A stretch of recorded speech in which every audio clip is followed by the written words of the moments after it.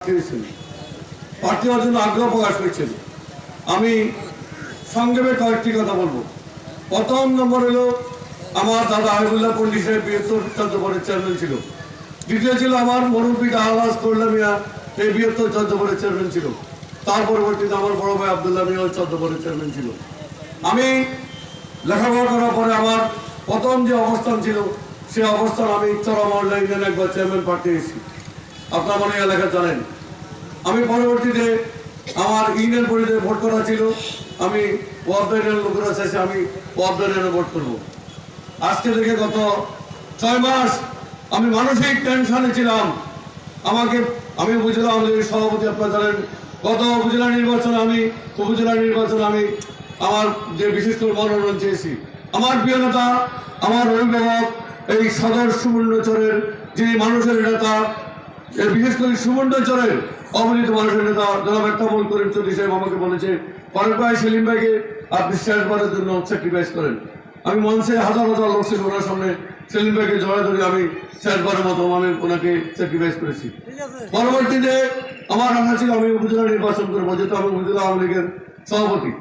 আমাকে যতই বলক আমার মুরব্বী মালিক বসুমিয়া অনেক নেতৃবৃন্দ চন্দ্রপুরে গিয়েছে।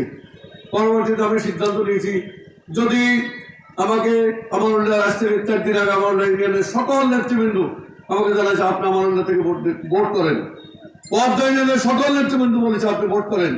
যুগ্ম ইউনিয়নে একটা বৈঠক হয়েছে, বৈঠকের সকল সিদ্ধান্ত হয়েছে আমি যুগ্ম ইউনিয়নে ভোট করার জন্য। পরে আমি একটা সিদ্ধান্ত নিয়েছি, আমি যদি ভোট করি আমি একটা ইউনিয়নে ভোট করব। সেই ইউনিয়নের নামে আজকে চন্দ্রপুর থানা, সেই ইউনিয়নের নামে আজকে চন্দ্রপুর কলেজ, সেই ইউনিয়নের নামে আজকে চন্দ্রপুর হাসপাতাল। আমি যদি ভোট করি ৪ ইউনিয়নের ভিতরে পরিচয় দিতে পারবো আমি চন্দ্রপুর থানা যে ইউনিয়নে, থানার নামে যে ইউনিয়নের ভোট চেয়ারম্যান ভোট করতেছি। আমি চন্দ্রপুর হাসপাতাল নামে এখনো পরিচিত চন্দ্রপুর কলেজ। পরবর্তীতে আরো একটা কারণে সিদ্ধান্ত নিয়েছি আমি এখানে, সেটা হলো আমাদের প্রিয় নেতা জনাব একতামুল করিম চৌধুরী সাহেবের সুবর্ণচরে ২৬,০০০ ভোট বেশি পেয়েছে। আমাদের অহংকার প্রিয় নেতা একতামুল করিম চৌধুরী সাহেব, ওনার ছেলে স্বভাব তারুণ্যের প্রতীক। আমরা অহংকার করে বলতে পারি আমাদের একতামুল করিম চৌধুরী ছেলে এই একটা তরুণের প্রতীক। তারা চিন্তা চেতনা সুবর্ণচর অবলিত মানুষের রাস্তাঘাট, ব্রিজ, কালভার্ট, শিক্ষা প্রতিষ্ঠান করতেছে। আর এই চন্দ্রপুর থেকে কি আওয়াজ আসতেছে? আমার বন্যের দর্শিত বনের কান্নার আওয়াজ। চন্দ্রপুর থেকে আওয়াজ আসতেছে, এই চন্দ্রপুর থেকে আওয়াজ আসতেছে নববধূ হাতে বন্দি হাতে অবস্থা, তাকে টুকরা করে তাকে পালাই দিচ্ছে। চন্দ্রপুরে শুধু খুন, ধর্ষণ, জমি দখল আর বিয়ে ভাঙা। কত বিয়াদের ভালো হয়েছে এটা শেষ নাই। আমি যদি ভোট করি চন্দ্রপুর ইউনিয়নে ভোট করবো, আমার অন্যায়ের প্রতিবাদ করবো, প্রতিবাদ করবো। আমার মনন পিতাদের প্রতিবাদ করেছে, আমি দর্শকের বিচার করব, আমি সেই ইতিহাসকে ফুলের বিচার করব। এই জন্য সিদ্ধান্ত নিয়েছি আমি চন্দ্রপুর যদি আমার প্রিয় নেতা আমাকে নৌকা দেয়, আমি আমার প্রিয় নেতা যদি আমাকে মনোনয়ন দেয়, আমি চোর ডাকাতকে আমি এই এলাকা ছাড়া করবো। কোন চোর ডাকাত চন্দ্রপুরে চোর ডাকাতকে থাকতে দিব না, দর্শককে থাকতে দিব না।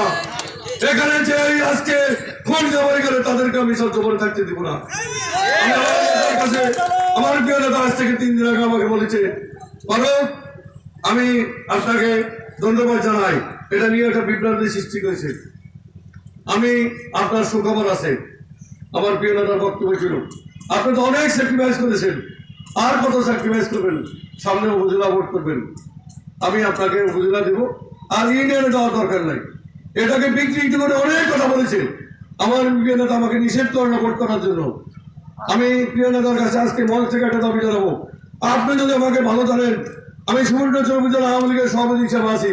সুবর্ণচর প্রত্যেকটা ইউনিয়ন থেকে আজকে নেতৃবৃন্দ আছে, তারা দাবি জানাচ্ছে আপনি যদি চন্দ্রপুরের চেয়ারম্যান হন, চন্দ্রপুরকে আপনি সন্ত্রাস মুক্ত, চন্দ্রপুরকে আপনি দর্শিতা মুক্ত, এই ভূমিহীনদের বিশেষ করে ভূমি দখলদের এই প্রতিবাদ করবেন, আর আমাদের ভাষায় থাকবেন কিনা বলেন। সেটার কথা দিয়েছি আমি সুবর্ণচর উপজেলার প্রত্যেকটা অঞ্চলে আমি সময় দেবো। আমার সেই আছে, আমার যে আছে তবে আজকে একটা কথা বলি, এইখানে দাঁড়িয়ে এই নোয়াখালী নোয়াখালী এই নোয়াখালীকে যদি মাননীয় প্রধানমন্ত্রী মাইসিস ভাবেন ভাটারি বলছে খালি খালি নোয়াখালী, আজকে খালি নাই, আজকে বড় নোয়াখালী, সেই বড় নোয়াখালী করেছে একটা মন করিম চৌধুরী। স্বীকার করতে হবে একটা মন করিম চৌধুরী। আজকে কুকুরসুক্তি মহল জেলার কিছু নেতা গতকালকে আমাকে বলছে তুমি নাকি চেয়ারম্যান ভোট করবে, একটা চৌধুরীর সাথে আছে, তোমাদের কি অবস্থা করে যায় না। এই মঞ্চে থেকে সাংবাদিকরা আছে, আমি কথা দিতেছি নোয়াখালীর নেতা থাকবে একদম চৌধুরী, বিকল্প নোয়াখালী কোন নেতা থাকবে না। একজন যতদিন বাঁচবে এবং তার পরিবারকে আমরা শিখিয়ে দেবো, কয়েকজনে তার ছেলেকেও শিখিয়ে দেবো। এবং ভাবি আমাদের শিলি ভাবি আমাদের গত কয়েকদিন এখানে আসছে, উনি ওই সুবর্ণচরী মেয়রটি করার কথা। আমরা এই আজকে বিশেষ করে মুরব্বীরা আছেন, আমাদের এখানে মা বোনেরা আছেন, সাংবাদিক বৃন্দ আছেন, ছাত্রলীগ যুবলীগরা আছেন। আমার একটা দাবি আছে, আমি তো উপজেলা আওয়ামী লীগের সভাপতি, আমি ওনারা আমার ভালো জানে, অন্ত দিয়ে ভালো জানে, আমি ভালোবাসার কারণে আমি রাজিয়েছি। তবে আপনারা আজকে এই ইউনিয়নের নেতৃবৃন্দ আপনারা যারা আছেন, আপনারা আমার প্রিয় নেতার কাছে আপনার দাবি জানাবেন। দাবি জানা যদি আমাকে লোকের দেন তাহলে ইনশাল্লাহ কথা দিয়েছি সবচেয়ে পরে ফুটান্ত ভুল বাঁচবো। আমার ভাই তরিক ভাই স্যার দেখালে কথা বলি, সালাম ভাই ভালো আছেননি, ওনার সাথে আমার জীবনের প্রথম পরিচয় সনাতন কেন্দ্রে। উনি তখন ছিল ওই যে 91 জাতীয় নির্বাচনে আব্দুল মেম্বার ছিল, আমার জীবনে প্রথম পরিচয় উনি আমাদের প্রেজেন্ট। পরবর্তী বিভিন্ন কারণে উনি আওয়ামী লীগে আসছে, ওনাকে ধন্যবাদ জানাই, আমার দলেরও উনি একটা নেতা। তবে আজকে এখানে আমি শ্রদ্ধাসনে তরিক ভাইকে সম্মান সহিত বলতেছি, ভাই আপনি তো চেয়ারম্যান ছিলেন, আপনার কাছে আমার দাদার ইউনিয়ন ছিল, আমার বাবার ইউনিয়ন ছিল, আমার ভাইটা বললাম উনি অন্য দল করে, আপনি এই ইউনিয়নকে কেন কলুষিত করেছেন?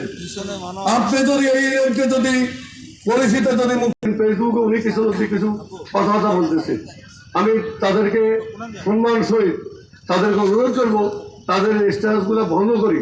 তারা যদি ভদ্র স্টাইলের রাজনীতি করে তাহলে আমরা তাদের সাথে সুন্দর ভাষা ব্যবহার করব।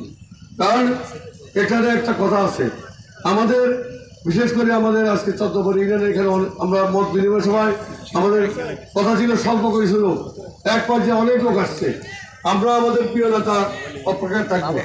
এক নম্বর উত্তরে যদি আমাকে নৌকা উপাধিতে আমি ভোট করবো, আর নৌকা উপাধিতে আমি কথা দিয়েছি চট্টগ্রাম ইউনিয়ন দায়িত্ব দিয়েছি, আমি ছাত্রলীগের দায়িত্ব দিয়েছি, যুবলীগের দায়িত্ব দিয়েছি, আওয়ামী লীগের।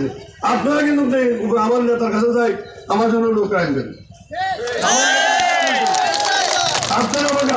আপনারা আমাকে কিন্তু এক পর্যায়ে উপজেলার থেকে ইউনিয়ন নিয়ে আসছেন, আমি কিন্তু আপনাদের কাছে দাবি আছে আপনারা নিয়ে আসছেন, আপনারা যদি নিয়ে আসেন ইনশাল্লাহ কথা দিয়েছি আমি চট্টগ্রামে ভোট করব। আর যদি আল্লাহ যদি তৌফিক দেন ইউনিয়নে কিছু কর্মসূচি আজকে মনে পড়ছে, ভাই আপনি তো একটা কাঞ্চন বাজার মিটিং দিচ্ছেন আজ থেকে 7-8 বছর পরে, যে খলিল মিয়ারা দেশে অস্বীকৃত করে রেখেছে।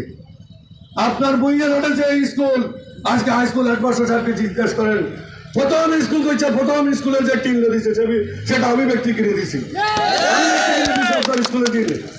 আপনি এই চট্টগ্রাম ইউনিয়নে আজকে কিছু যে শিক্ষা প্রতিষ্ঠান রাস্তাঘাট যেগুলো হয়েছে, আপনি আমাদের এমপি মহোদয়ের কাছে কোনোদিন কোনো কাগজ দিয়ে যান না, সেটা আমি নিয়েছি গেছি চট্টগ্রামের দাবি, এটা ধরেন ভাই এটা করে দিন, আমাদের এমপি সাহেব করে দিয়েছি। আজকে অনেক কাজ বাকি আছে, আমি আজ গত কয়েকদিন দেখলাম ঘোরাফেরা, এগুলো ইনশাল্লাহ আমার নেতা কেমন করে চুক্তি করে দিবে।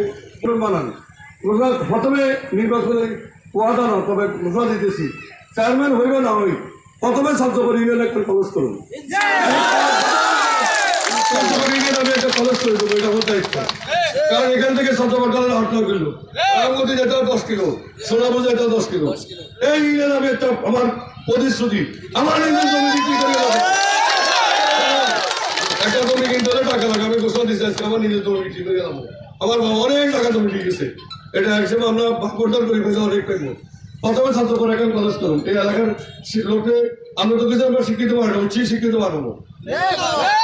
দ্বিতীয়, আমি আপনারা জানেন রাপানি মাঠের আমি আমার সহসভাপতি দীর্ঘদিন সুবর্ণচর, আমি একটা সমস্যা আছে, আমাদের সেন্টার হয় আমাদের যারা আর্মি লাইনে পড়ে সেখানে আমাদের পাঁচের আছে কামেল লাইন, রাপানি মাঠাতে কামেল তুলবো সব স্ট্রাকচার রেডি গেছে, কিন্তু একটা আলেম মাদ্রাসাকে বিশেষ করে ডিগ্রি লেভেলের পাজেল করার জন্য কোনো পাইতেছি না।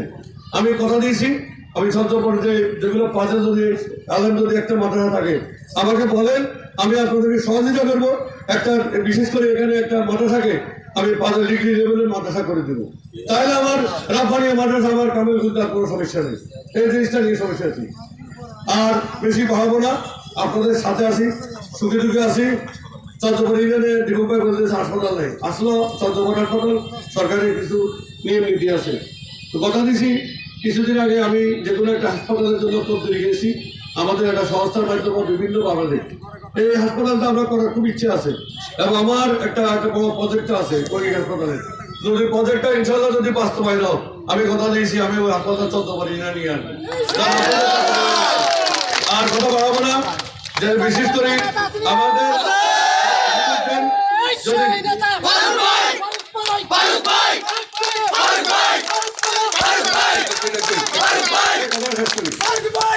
আজকে এখানে বিশেষ করে সাংবাদিকরা আছেন, আমাদের অনেক নেতৃবৃন্দ আছে, উপজেলা নেতৃবৃন্দ আছে, মেহমানরা আসছেন, আমার আরেক ভাই আরবি ভাই আছেন, মাঝে অনেক লোক আসছেন।